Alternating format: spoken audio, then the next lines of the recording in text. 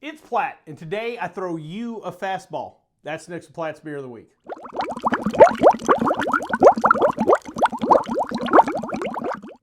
So the particular beer we have today is Two Seam, comes to us from Strike Brewing. For those of you who aren't baseball fans, Two Seam is a certain grip on a fastball. There's two seam fastballs, four seam fastballs, what have you. My baseball people know, but that's kind of where the name is derived. Real quick, little background onto Strike Brewing. Strike Brewing opened in 2014 in San Jose, California. The brewery and tap room are located in the heart of San Jose and I believe on 10th Street. Ryan Bridge is the director of operation head brewer, and he has been there since day one leading the ship. There's kind of an implied baseball theme to this brewery, Strike Brewing. Obviously, when we get into some of the beer names, but if you see pictures of the tap room, whatever, it's not over the top, just kind of implied. So more of a fun level kind of thing to it. They have a decent sized tap room. They do a bunch of different activities there. One of the things they do that I really appreciate is live music. They also have open mic nights. There's not enough live music out there, and especially the open mic thing. That's how, you know, back in the day, bands and musicians got started. So kind of a cool thing there. They also do something called paint and sip, which is similar to, you see these out, you know, most generic suburbs.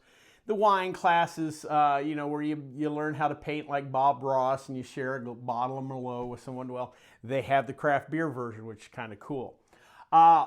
Lastly, they have, their tap room does not have a restaurant, but they bring in a variety of different food trucks, including the Cousin's Maine Lobster trucks. If you've ever been there, try out the lobster roll. You will thank me for that.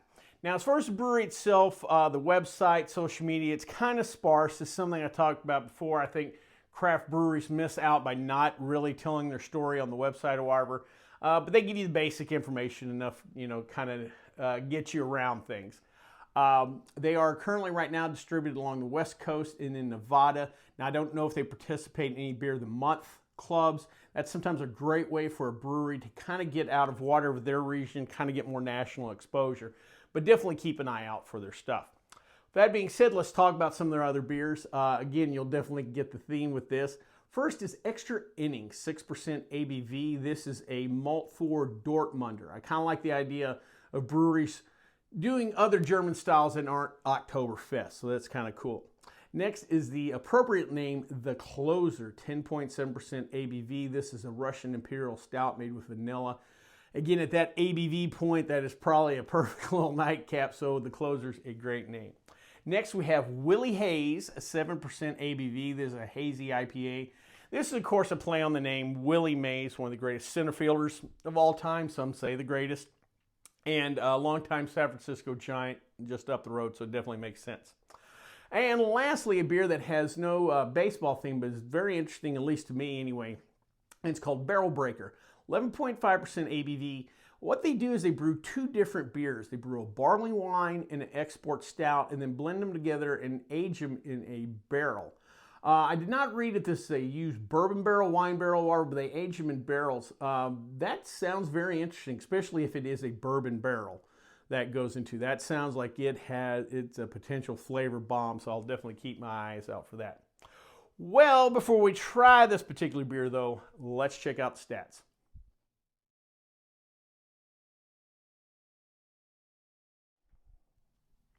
All right, just a couple quick things before we try this beer. First, you guys may notice some new swag. I've got new Platt Our Channel pint glasses. This is the Platt Our Channel hoodie. You should be able to see a merchandise deck down below if you're wanting to grab some of this stuff. We appreciate that at Platt Our Channel, but definitely check it out if you're looking for some of the merch.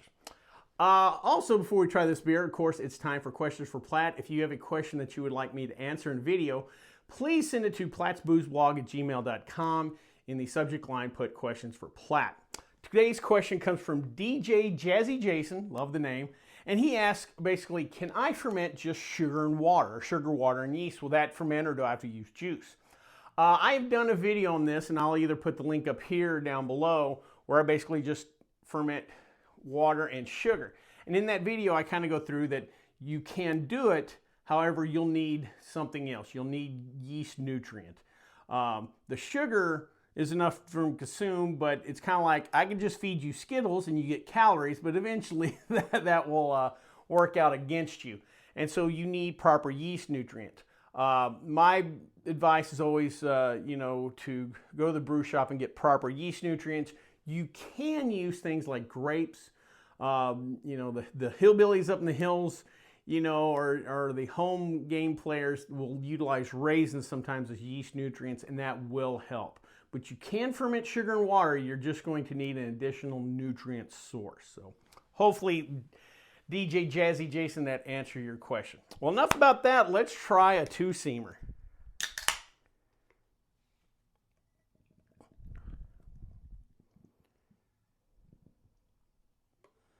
All right, got a nice white foamy head, plenty of bubbles. This is a clear beer for sure. Nice and clean. Let's hit the nose. All right, nice little hop punch, not over the top, but real nice, real fresh hop. Smells more like actual real hop buds instead of pelletized. Just a real nice nose to it. Let's jump in.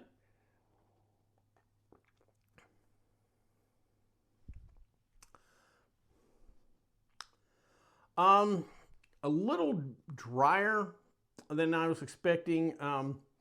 IPAs, because part of the deal is we're ramping up hops, we generally ramp up alcohol, we generally kind of ramp up the body too for this style of beer. The body seems a little light.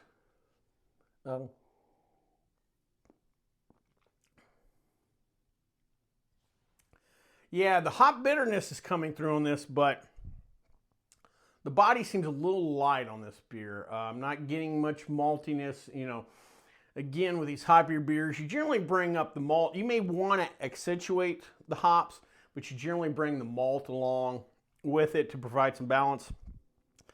This almost seems like a real hoppy, like a lager. More like if they took instead of a light lager, like a light beer, Bud Light, Coors Light, they took something like a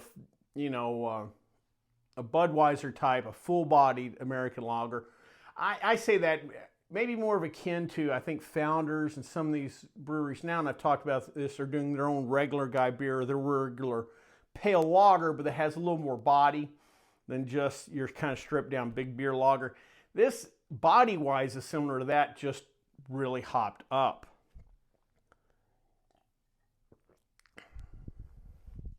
Yeah, I also don't pick up any esters and stuff that you do from ale yeast. This is a light-bodied beer with plenty of hops.